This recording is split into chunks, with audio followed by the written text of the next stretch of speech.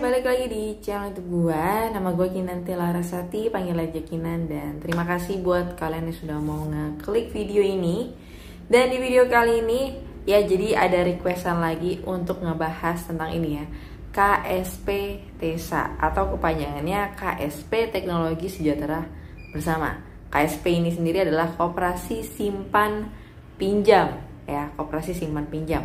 Jadi requestannya tuh seperti ini, tadi mana nih ya, nih dari Wijianto 6329. Malam Mbak, tolong cek KSP TESA itu ponzi apa bukan, terima kasih. Oke, jadi tadi gue sempet cari-cari tahu juga gitu ya, dari Google, terus juga dari Facebook, Telegram, ya biasalah cari-cari kayak gitu. Mau nggak mau kan dari Google ya paling banyak ya.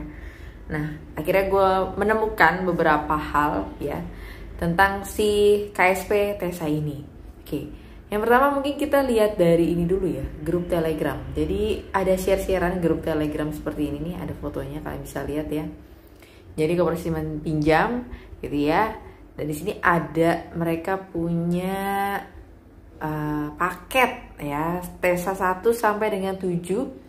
Berikut dengan harganya, dengan masa aktifnya, terus cashnya, mungkin cashnya di sini adalah keuntungan mungkin kali ya, dan total ya.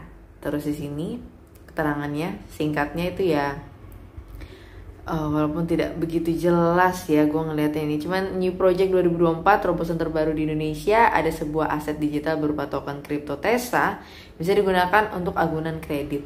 Oke, jadi tadi pas gue cek-cek di websitenya, jadi selain dia simpan pinjam, jadi kalau namanya kan nih ya, Koperasi Teknologi Sejahtera Bersama, jadi dia itu mau rilis token kripto yang namanya TESA itu sendiri, yang katanya ini bisa dibangun untuk agunan kredit. Gue nggak tahu nih, agunan kredit ini bisakah menjadi agunan kita buat pinjam ke bank atau pinjam ke layanan non bank juga bisa gitu ya, atau misalkan ya BLU bisa pakai agunan kredit ini seperti ini atau tidak ya, kita lihat nanti ya.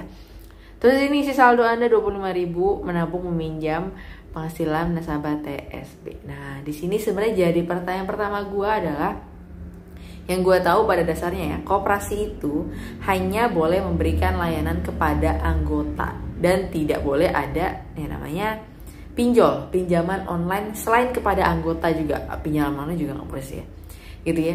Jadi ketika dia melakukan seperti ini, berarti kan ya mau nggak mau kalian harus jadi anggota. Nah ketika jadi anggota kan banyak tuh ya, kalau koperasi itu ada simpanan pokok, simpanan wajib ya, sukarela, dan mungkin ada istilah lain di beberapa koperasi yang tentunya berbeda-beda. Tapi ya itu ya, simpanan pokok, simpanan wajib ya. Tapi di sini dia tidak menjelaskan detail hal itu, hanya menjelaskan promo-promo paketnya. Ya, ini menurut gue agak sedikit sas dan menyalahi ya prinsip dasar dari koperasi itu sendiri. Karena ya koperasi ya untuk anggota, dari dan untuk anggota, that's it. Tapi kalau kalian bukan anggota terus kalian pengen join, ya mau nggak mau kalian jadi anggota dulu. Tapi menurut gue jadi anggota koperasi juga harusnya dari koperasinya ya nggak serta-merta kalian cuma daftar bla bla bla gitu ya, selesai jadi anggota. Ya harusnya dijelasin juga untuk ya tadi gue bilang simpanan pokok, kewajibannya apa, terus kalian dapat SHU-nya perhitungannya seperti apa. Kalau paket-paket kayak gini gue tahu ya, mungkin masuk dalam simpanan ini kali ya, pokok kali ya. Tapi sas lah untuk sebuah operasi kayak gini ya. Kita lihat di sini untuk keterangannya ya, bisnis investasi paling worth it karena bisa dapat banyak komisi di sini. Bonus rabat, wih, koperasi ada rabat gacornya. Bau-baunya kayak skema apa? Skema apa ya, itulah kalian paham maksud gue kemana. Bonus klaim redeem, bisa pinjam modal. Mau cepet cuan, banyak beli plan Tesla 5 tuh, dianjurin beli Tesla 5. Tadi gue nggak tahu tuh harganya berapa, tapi kayaknya tadi kan ada 1 sampai 6 ya. Jadi mau nggak mau 5 ini cukup tinggi ya harganya. Dan kalau kayak gini misalkan nanti dia kabur gitu ya, nggak tanggung jawab, ujung-ujungnya nanti para pemain ponzi bilangnya ya apa namanya, jangan maruk, jangan serakah, kok gitu sih. Padahal dianjurin di sini untuk Tesla 5. Tinggalkan web yang tidak pasti ya. Nah, di sini KSP Tesa sudah dapat legalitas Kominfo. Ini menurut gue sangat amat disalahgunakan ya. Sekali lagi, legalitas itu bukan dari Kominfo. Kominfo itu cuma dari websitenya aja. Tapi legalitas itu harusnya mengacu kepada badan atau KL kementerian terkait gitu. Apalagi kalau di sini Koperasi Simpan Pinjam, udah pasti ya. Kalau nggak Kementerian Koperasi dan UKM ataupun dinas terkait ya. Dia ini tinggal dicek dia ini wilayahnya di mana, kabupaten kota, provinsi atau nasional gitu ya. Kalau nasional ya udah jelas di bawah naungan dari Kementerian Koperasi.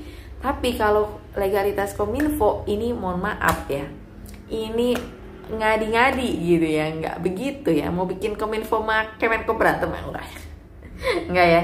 Jadi ini nggak bisa sih dibilang seperti ini, dan hati-hati ya, karena aplikasi skema money game Ponzi yang kemarin-kemarin juga legalitas Kominfo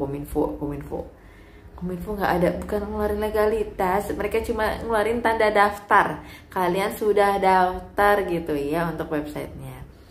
Terus di sini ya penarikan bla bla bla bla, terus ada grup resminya. Oke, kalau kita buka tadi gue tuh udah masuk nih ya, namanya Tesa Token Official. Kalau kita lihat medianya nih, beberapa mungkin orang-orang yang udah melakukan penarikan seperti biasa ya. Oke, kita lihat-lihat dulu aja, karena gue juga jujur ini gue belum belum masuk terlalu dalam ya. Kalau kita lihat di sini ya, penjelasannya tadi sih gue baru masuk udah ada kayak ini loh, share-sharean YouTube-nya mereka gitu. Bentar ya, gue coba cek dulu ya. Oke, dan seperti ini ya tadi ya, gue salah grup ternyata. Jadi ketika berapa kali join nih, kita langsung masuk ya. Era sistem koperasi dengan adopsi sistem teknologi blockchain memberi peluang kepada anggota koperasi yang membangun aset digital.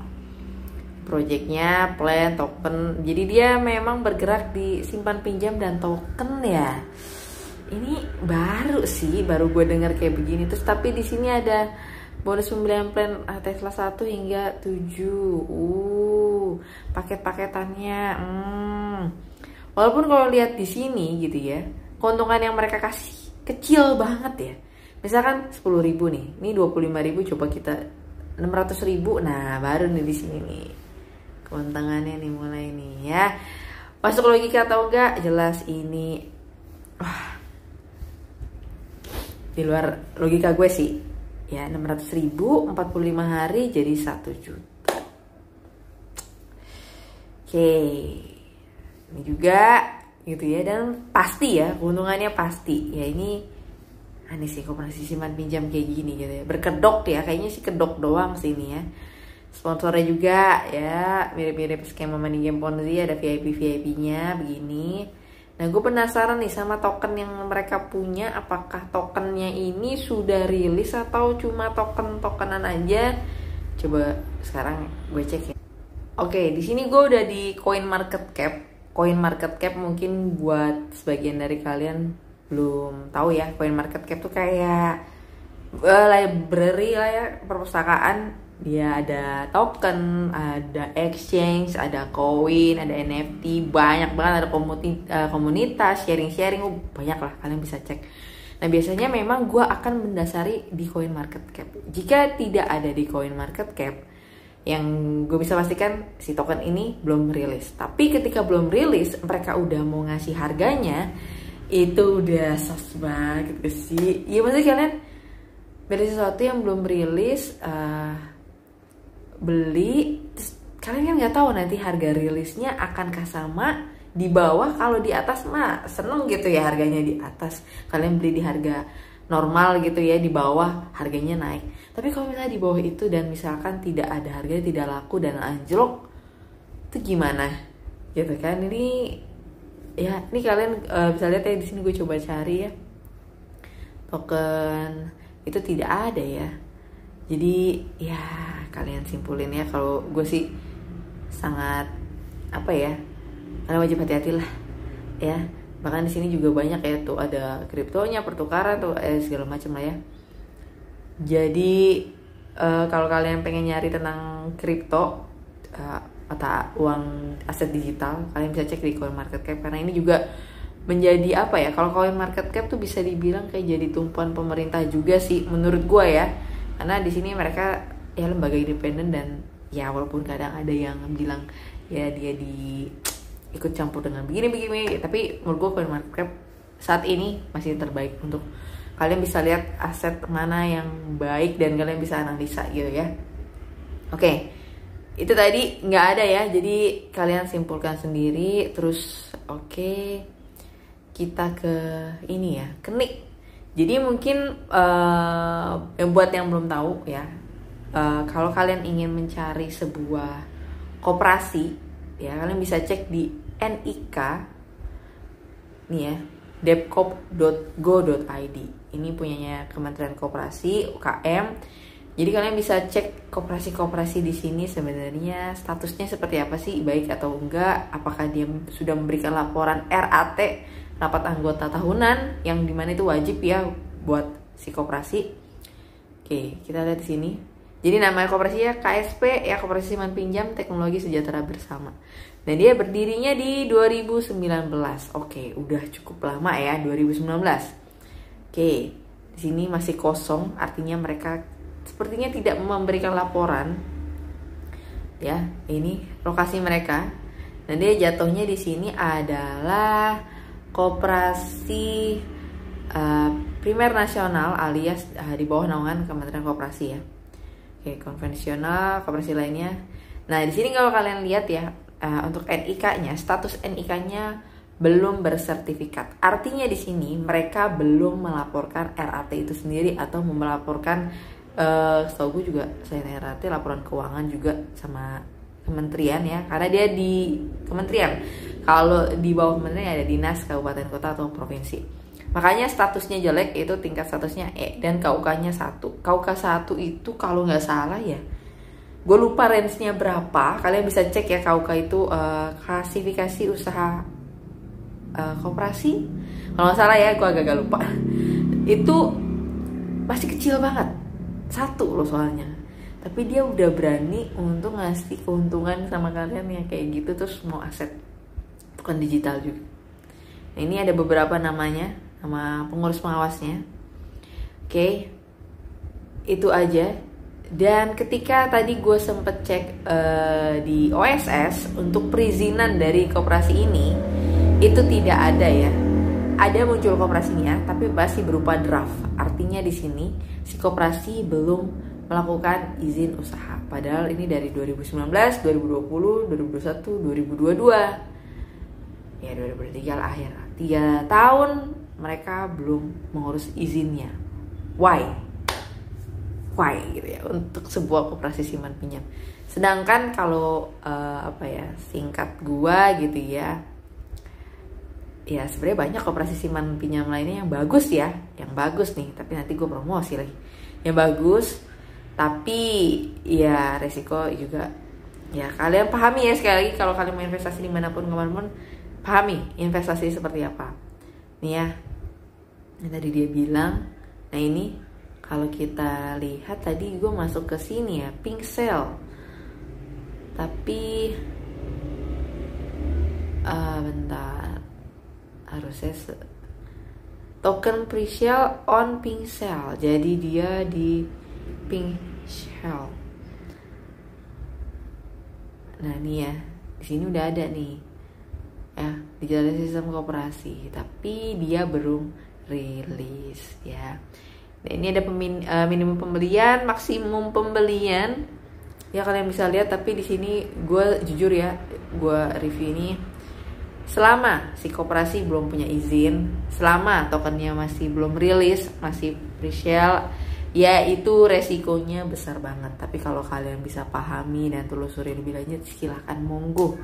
Tapi di video gue ini gue terlalu banyak sas sama si investasi ini gitu ya, dan dia belum punya izin sama sekali ya. Jadi rasa-rasanya singkat-singkatnya bijaksananya ya kalian gak usah lah demi keuntungan yang mereka tawarkan gitu ya, kecuali akhirnya mereka punya izin, token mereka sudah rilis gitu ya, silahkan. Tapi kalau kalian termasuk orang yang tidak paham kripto, terus ini harganya masih murah, nanti kemungkinan kita akan harganya naik sekitar nggak usah janji-janji manis dulu deh, buktiin aja dulu ya, apalagi ini kan masalah menyangkut uang ya. Tentunya kalian wajib ekstra hati-hati ya, kayak kemarin kasus Simonida juga ya, keuntungan kayak gitu tapi ya sas ya. Dan ketika kooperasi seperti ini ya, tadi gue bilang di awal ya, hanya untuk anggota. Ketika kalian bukan anggota terus pengen join, kayaknya harus jadi anggota dulu, dan caranya tidak mudah, dan kelihatan juga mereka tidak melaporkan terkait usahanya. Itu juga jadi pertanyaan. Oke, jadi dari beberapa hal tadi yang gue sampaikan, mungkin rasa-rasanya untuk saat ini ketika dia tidak punya izin, ya seperti biasa, kalau punya usaha ya harusnya punya izin gitu ya. Jangan lonong boy senak jidat gitu sih kalau menurut gue gitu ya. Tapi ya kita lihat perkembangannya seperti apa. Kayak seru juga kalau gue lihat nih untuk KSPTSA ini apakah akan banyak peminatnya atau seperti apa. Tapi ya gue harap untuk pengurus pengawasnya bisa mengurus izin terlebih dahulu sih ya. Mungkin itu aja, dan sampai ketemu lagi di pembahasan berikutnya. Bye bye.